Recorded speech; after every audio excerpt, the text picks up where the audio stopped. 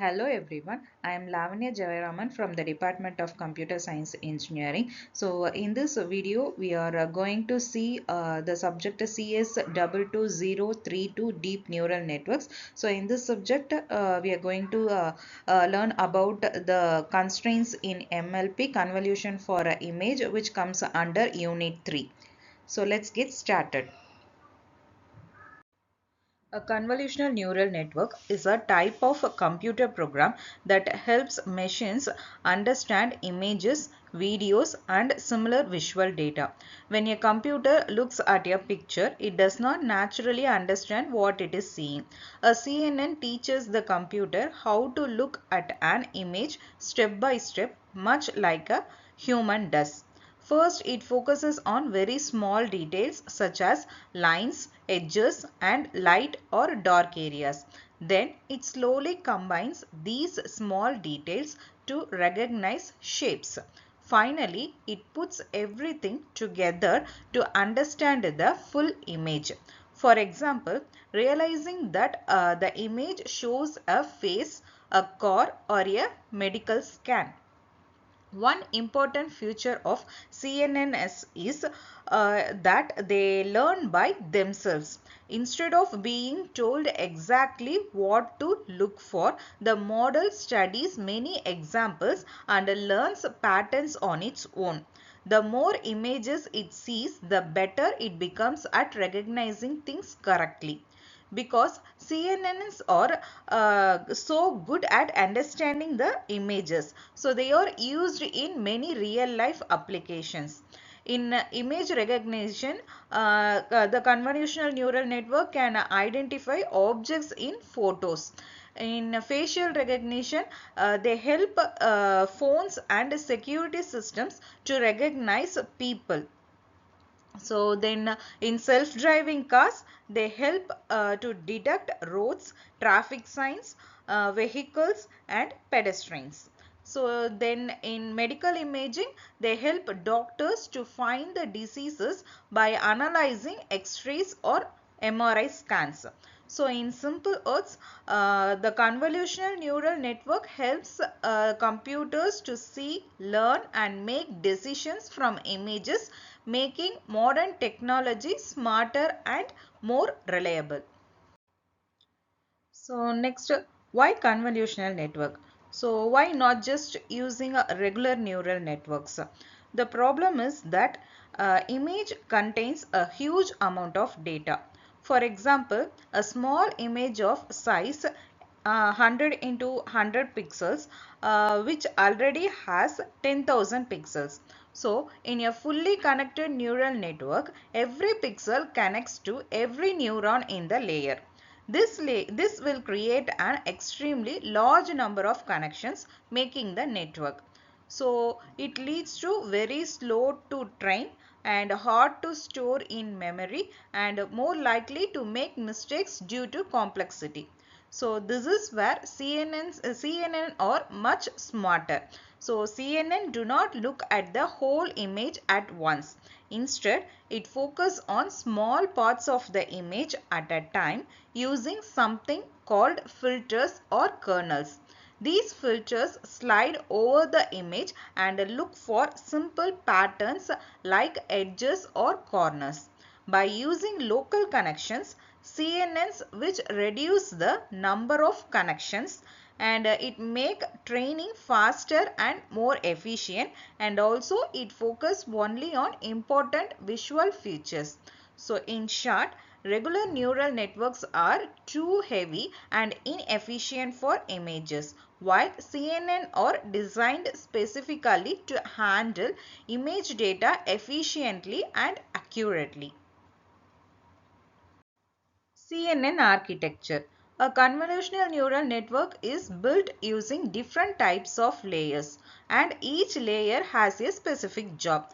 So together these layers which helps the computer to understand the images step by step.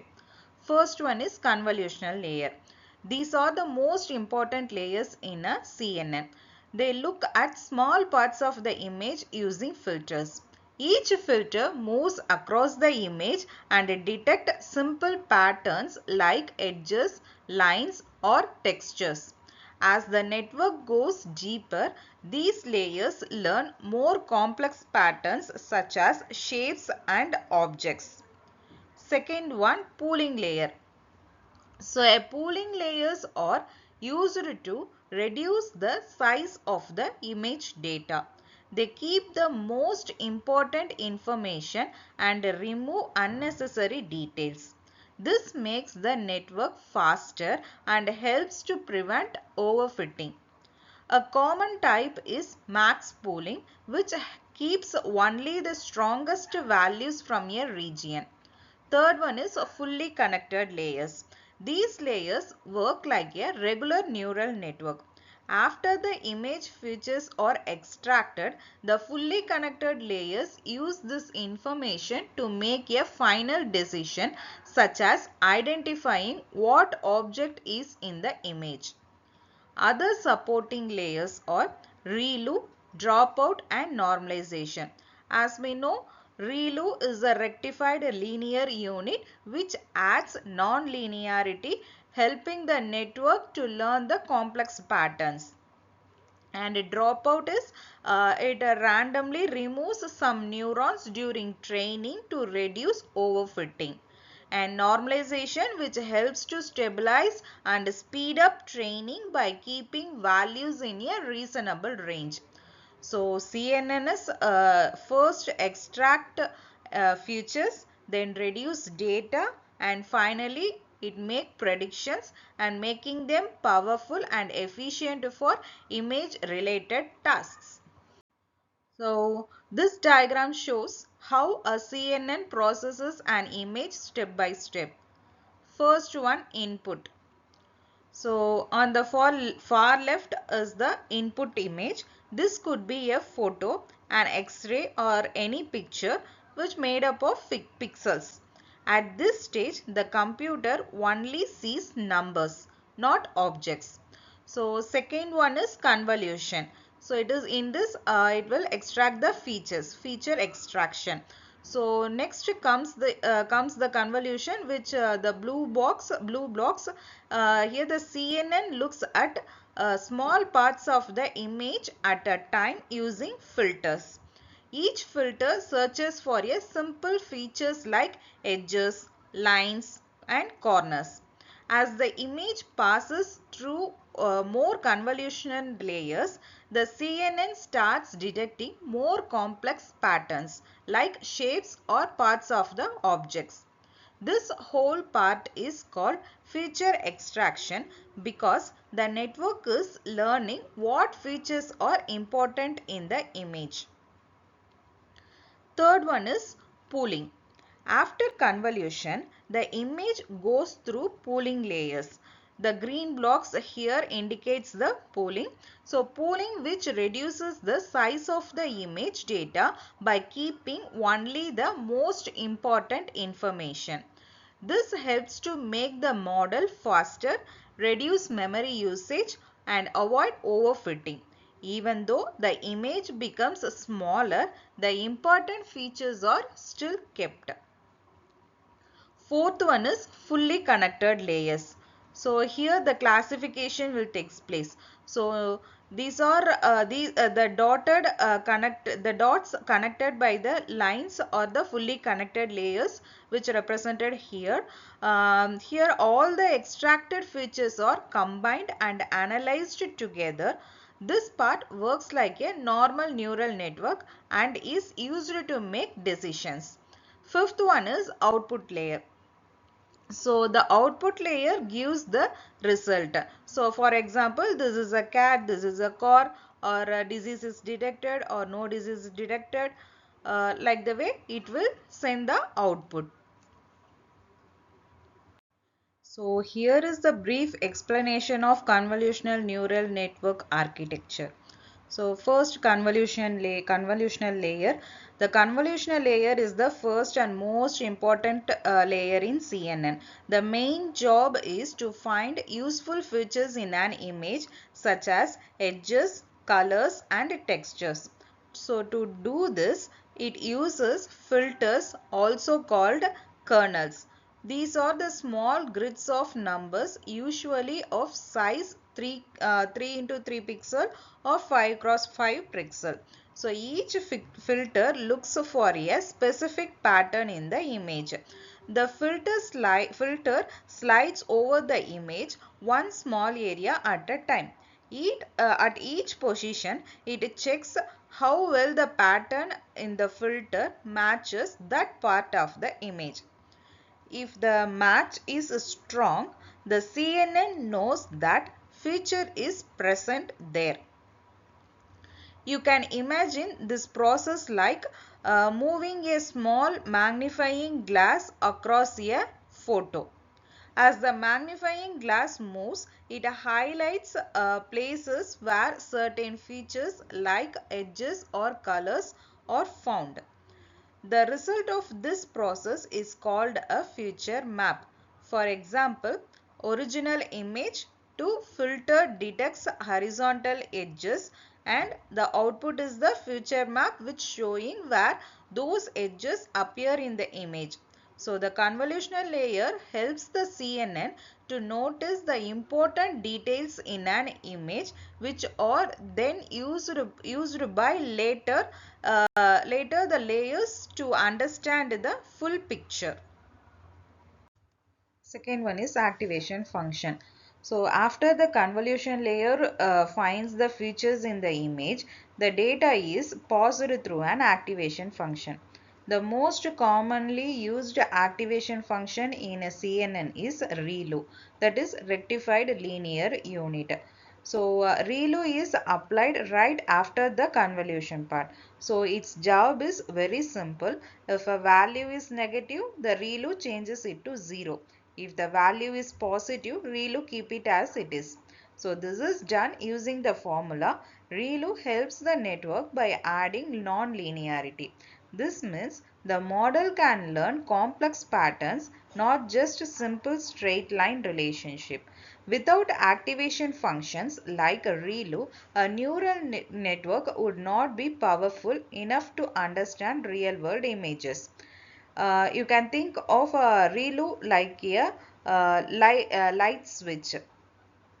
So weak or negative signal, if the signal is weak or negative, the light will off, so it considered as 0. If the signal is a strong or a useful signal, so it is on passed forward.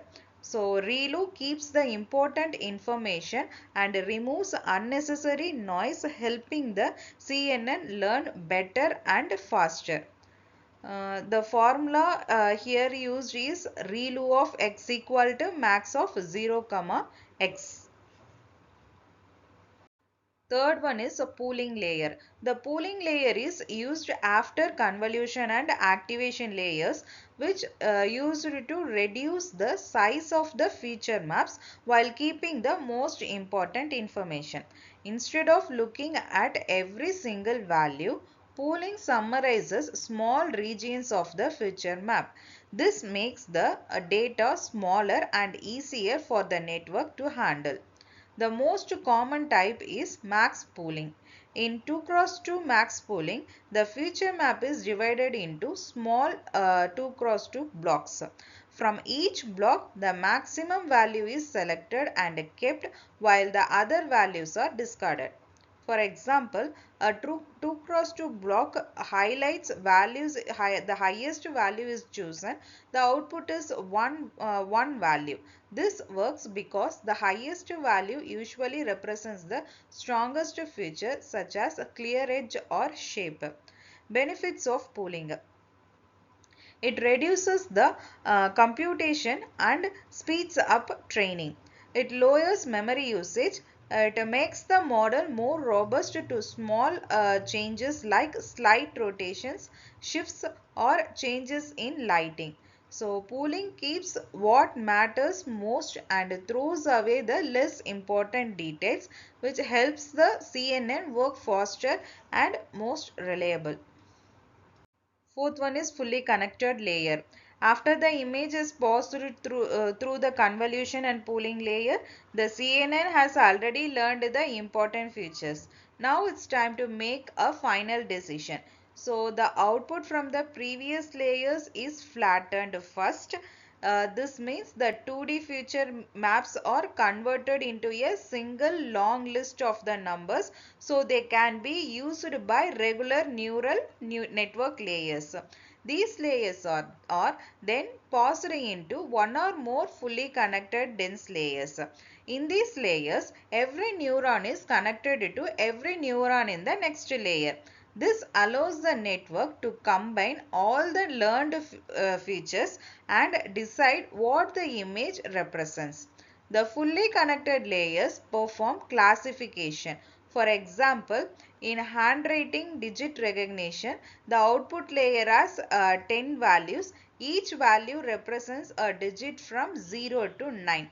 So the digit with the highest value is chosen as the final prediction. So fully connected layers act like a brain's decision center, using all the extracted features to give the final answer. Okay, then next, how CNN learns. So a CNN does not start out knowing anything about images. It learns the patterns gradually through the training. So first it will start with random filters or weights. At the beginning, the filters in convolutional layers are just random numbers. They don't detect anything meaningful yet. Measure the error with the loss function. So the network makes a prediction for an image. The loss function compares the prediction to the correct answer and calculates how wrong the network is. Then third one is update the filter. So then it will update the filter using back propagation and gradient descent method. So back propagation, which finds out which filter caused the error, and gradient descent slightly changes the filter values to make the predictions better. So it learn the important patterns over the time. So after seeing many images and by repeating this process, the CNN will start detecting useful patterns like edges, shapes and features specific to the task.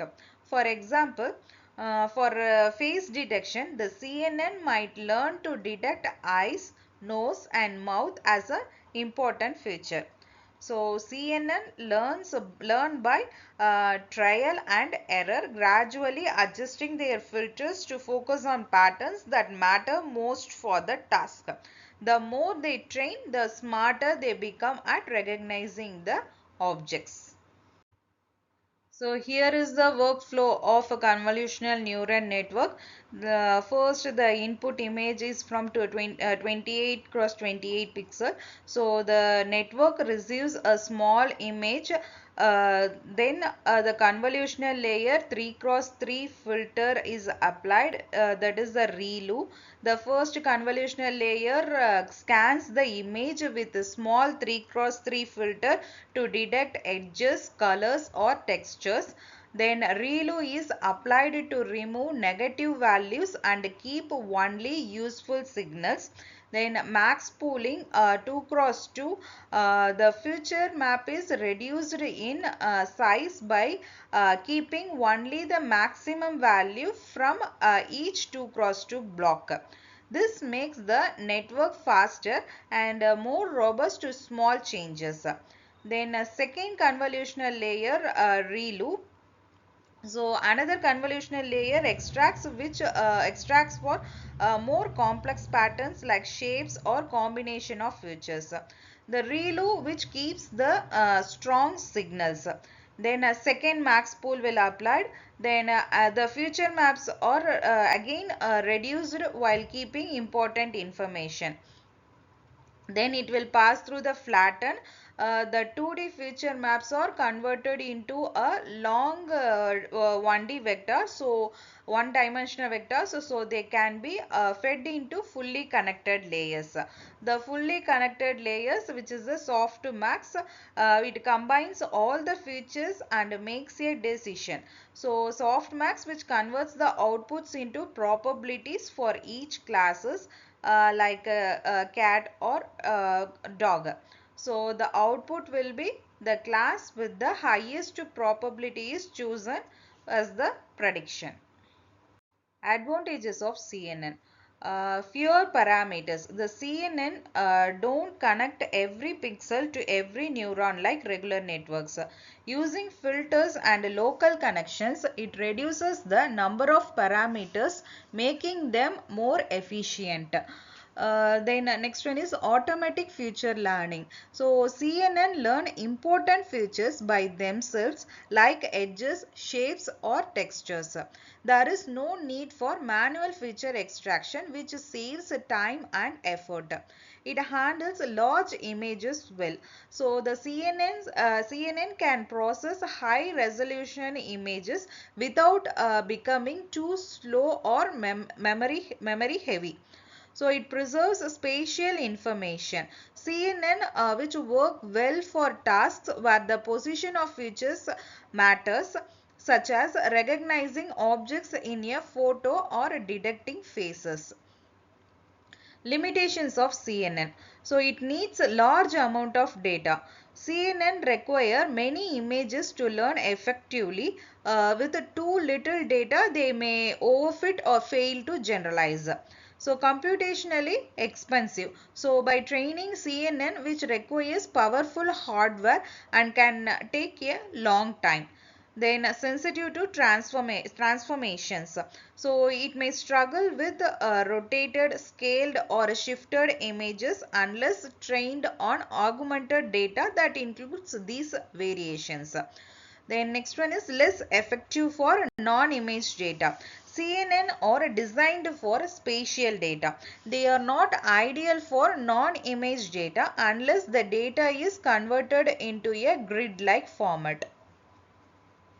So it is a type of feed-forward neural network, meaning the information flows in one direction only. From input to hidden layers and hidden layers to output. There are no feedback loops unlike recurrent networks.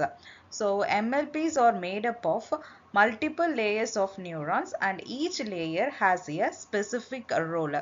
Input layer, the input layer which receives the input data. Example, pixel values from an image, or numerical data like temperature or age, or features extracted from other sources. Then next one is hidden layers. One or more layers between input and output. Each neuron in a hidden layer computes a weighted sum of its inputs and applies an activation function like ReLU or sigmoid. These layers learn patterns and relationships in the data that are not immediately obvious. Output layer, it produces the final prediction. Depending on the task, the output could be a class label, example cat versus dog. The probabilities, like example likelihood of each digit in MNIST. Then a numerical value for regression task like predicting house prices. How MLPs work. In multilayer perceptron, each neuron performs a simple calculation to process its inputs. So the formula is y equal to f of wx plus b, where w is weights how important each input is. Then x input values and b bias helps adjust the output. F activation function to add nonlinearity. Then Here the key characteristics are it is a fully connected dense layer. Every neuron in one layer is connected to every neuron in the next layer. So this allows the network to combine all the learned information from the previous layer. Then activation function. So example ReLU, sigmoid and TANH. Without activation functions, MLPs would only be able to learn linear relationship. Activation functions allow the network to learn complex nonlinear patterns which are needed for real world tasks like image recognition or predicting prices. So each neuron weights its inputs, adds a bias, applies a function and passes the result forward. The fully connected structure and activation functions let the MLP learn complex patterns from data. The key characteristics of MLPs are best for a structured data, like MLP work well with tabular or numerical data like spreadsheets, sensor reading, or future vectors. They are less suited for raw images or videos because they don't naturally capture spatial relationships. It is not ideal for images. For images, each pixel is treated as a separate input. So this creates a huge numbers of parameters, making training slower and less efficient compared to CNN. It learn global patterns. So MLPs learn overall patterns across the entire input rather than focusing on local features like edges or shapes. This works well for data where the position of each feature doesn't matter as much. Applications of multi-layer perceptrons. First one is classification. So MLP can categorize data into classes. For example, spam detection, that is the email is spam or not, and then disease prediction using patient data, and second one is a regression. So MLP can predict continuous numerical values. Example, predicting stock prices and predicting house prices and risk modeling in finance or healthcare. Then third one is a time series forecasting. So with proper future engineering, MLP can be used to forecast future trends in sequential data. Fourth one is a feature extraction and representation learning. So MLPs can learn meaningful features from simpler data sets which can then be used by other models. Advantages of MLP. So they are straightforward to design and train. So it works well with small to medium data sets. It does not require extremely large data sets like CNN or deep architectures. So it is a universal approximation theorem. So it can approximate any mathematical function, meaning that they are very flexible in modeling the complex relationships. Limitations of MLP. So these are the limitations of MLP. First one is a fixed size input. So MLP need all input to be in the same length. They cannot directly handle variable length data like sequences, text or time series or images of different series without pre-processing. Then next one is lack of spatial awareness. MLPs flatten the data into a long vector, which means they lose spatial or structural information. This makes them unsuitable for images, videos or signals unless extra pre-processing is done to capture relationship. The next one is large number of parameters. Fully connected layers connect every input to every neuron, so the number of parameters grows very quickly within the with the input size. So the consequences here is high memory usage, slower training, and more prone to overfitting. So fourth limitation is a risk of overfitting. MLP has many trainable weights, so they can memorize the training data instead of learning general patterns. To prevent overfitting, techniques like dropout, L2 regularization, and early stopping are needed. Difficult optimization. Training MLPs can be tricky due to problems like vanishing gradient, which is updates are become very small and slowing the learning process, and exploiting gradients, which updates become too large, make the training unstable, and getting stuck in local minima, which the network will stop the improving process. So next one is slow convergence on complex problems, and it is not interpretable. MLPs are black box models, so it is hard to understand which input features influence the predictions, and making them less transparent compared to simpler models like decision trees. So these are the additional limitations of MLPs. Limited ability to model long range dependencies. MLPs treat each input independently and cannot capture relationships over time or a sequence. This makes them unsuitable for tasks like time series forecasting, language processing, and any task where past information affects the future. So for such data, specialized networks like RNN, LSTM or transformers are needed. So it requires a large labeled data. So MLP perform best when there is a lot of labeled training data. If data is small, performance drops and the model may overfit. So data augmentation or synthetic data may be required in a low data domain. Next one is sensitive to feature scaling. Inputs need to be normalized or standardized. Without a proper scaling, training can become slow, unstable, or may fail entirely. Next topic is convolutional for image. So first of all, what is convolution? Convolution is a mathematical operation used in CNN to extract features from an image. Imagine the image as a large grid of numbers. A filter or kernel is a small grid of numbers. A kernel may be a 3 cross 3 pixel or 5 cross 5 pixel. It looks for a specific pattern like an edge, corner, or texture. So the filter slides across the image, moving one small step at a time.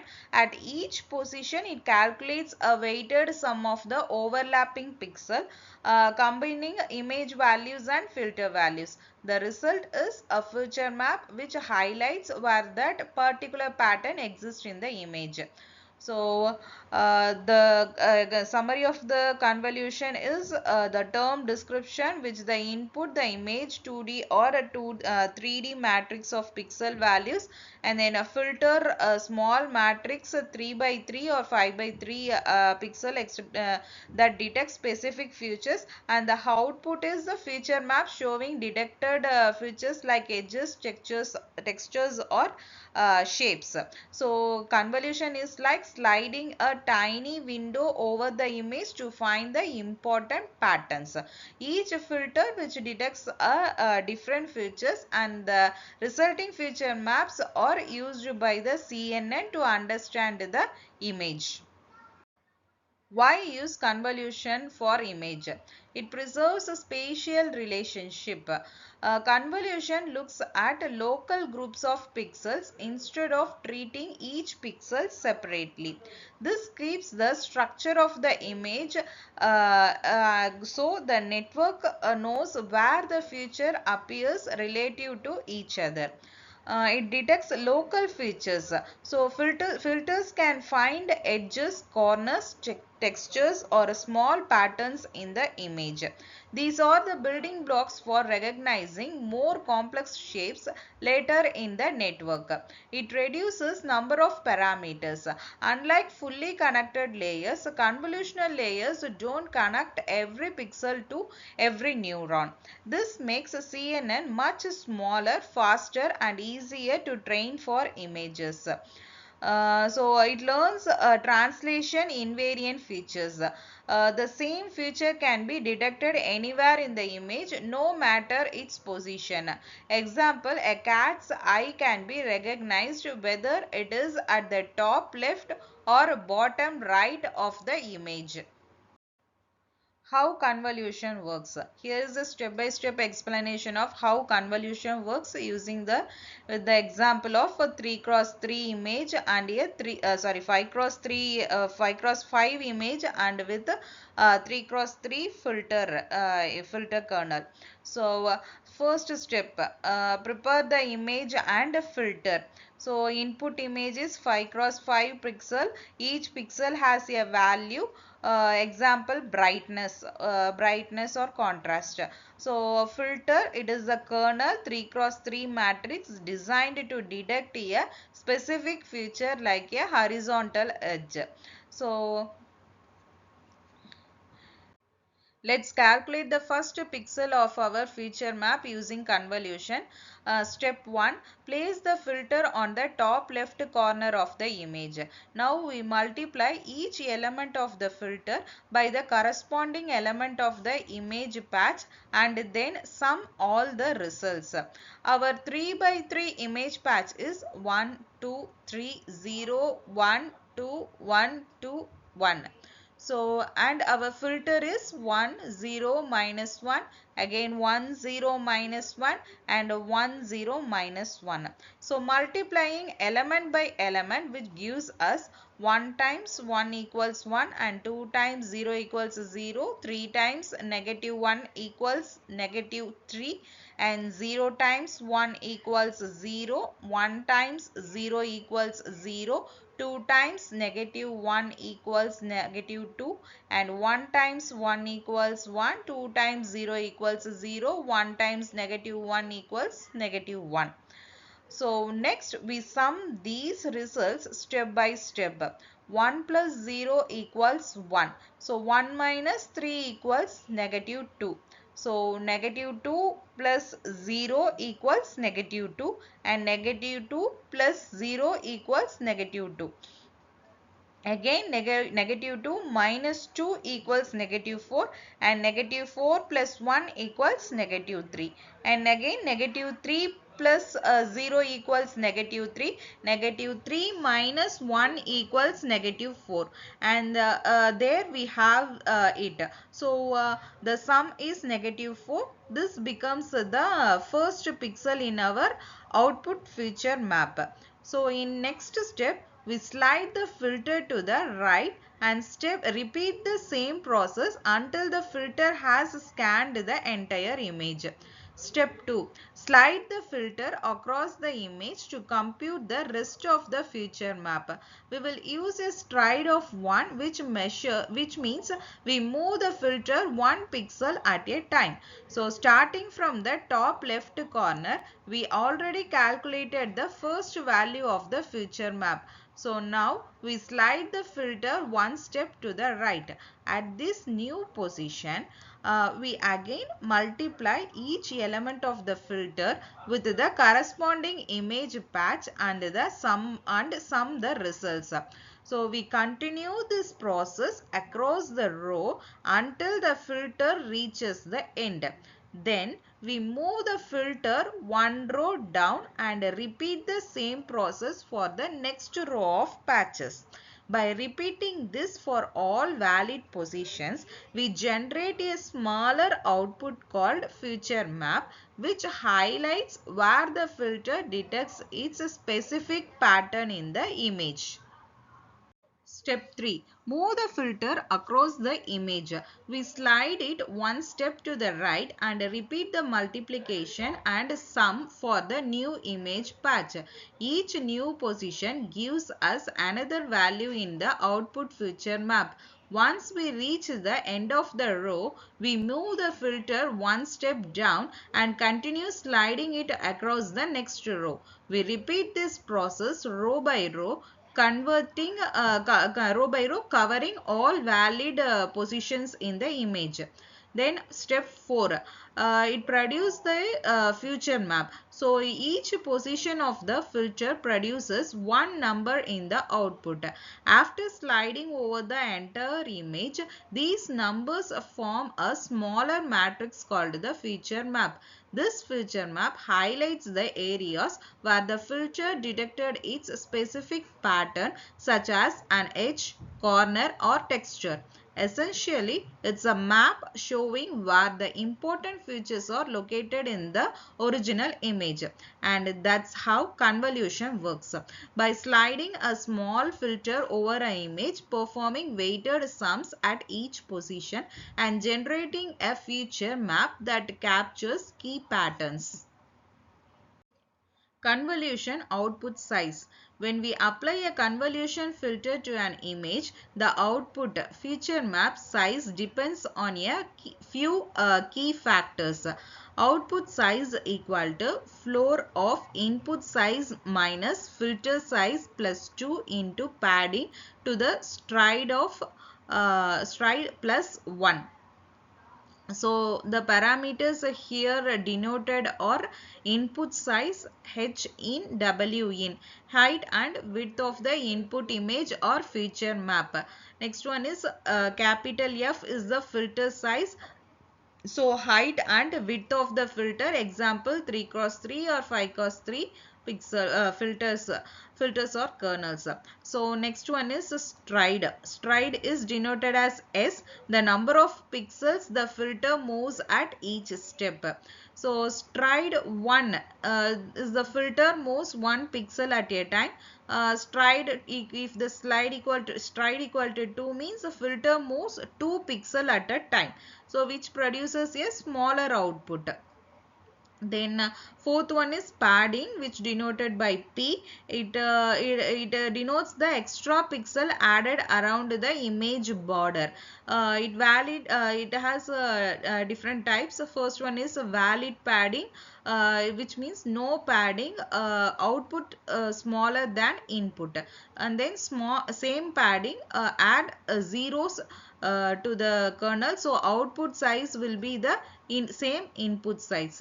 For example, if the input is 5 cross 5 image, then filter is 3 cross 3, then the stride is 1, padding is 0 means valid. So the output size will be the floor of 5 minus 3 plus 2 into 0 divided by 1 into divided by 1 plus 1 equal to floor of 2 plus 1 equal to 3. So the future map is 3 cross 3.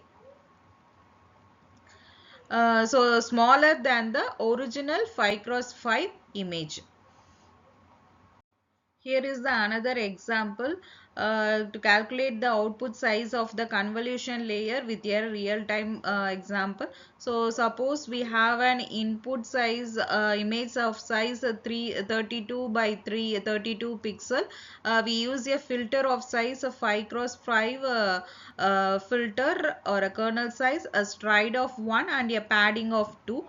Padding of 2 is common in same padding mode, which keeps the output same size as the input. So using the formula for convolution output size equal to floor of input size minus filter size plus 2 into padding divided by stride plus 1. So plugging in the numbers, input size is 32, filter size is 5 and stride is 1 and padding is 2. So output size equal to floor of 32 minus 5 plus 2 into 2 divided by 1 plus 1. So by step process, 32 minus 5 is 27, then plus 4 from the padding which gives 31, then divide by the stride which is 1, still 31, and add 1 and we get 32. So the output size is 32 by 32. This shows that with the same padding, the convolution keeps the spatial dimensions of the input, which is very useful in deep networks where we want to preserve the future map size. So padding helps us to control the output size. Stride controls how much we move the filter, and the filter size determines how much of the image we look at each step. In convolutional neural network, we don't just use a single filter. CNN learn many filters, often 32, 64 or even more, to detect different features in the image. Each filter slides over the input image and produces its own feature map. These feature maps are stacked together along the depth dimension of the output, giving the network a richer understanding of the image.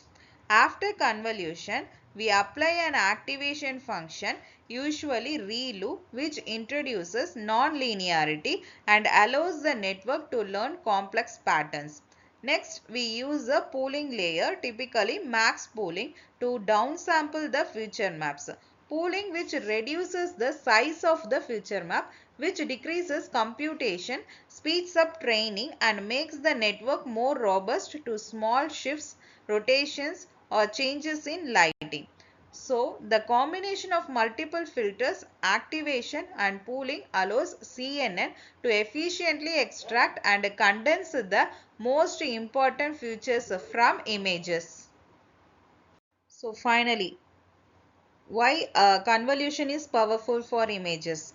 Convolution is one of the most powerful tool for processing images in deep learning.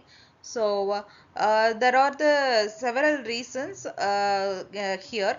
First one is local connectivity. So filters only look at small local regions of the image at a time, which allows the network to capture local patterns like edges, corners, or textures. Second one is weight sharing. The same filter is applied across the entire image, which drastically reduces the number of parameters the network needs to learn, making training more efficient way. So third one is spatial hierarchies. Early layers capture simple features like edges, while deeper layers combine these to form more complex patterns such as shapes, objects, or faces. Finally, translation invariance. Because the same filter scans the whole image, the network can recognize features regardless of their position. For example, it can detect a cat's ear whether it is in the top left or bottom right corner of the image. Together, these properties make convolution extremely effective for understanding the spatial structure and content of images.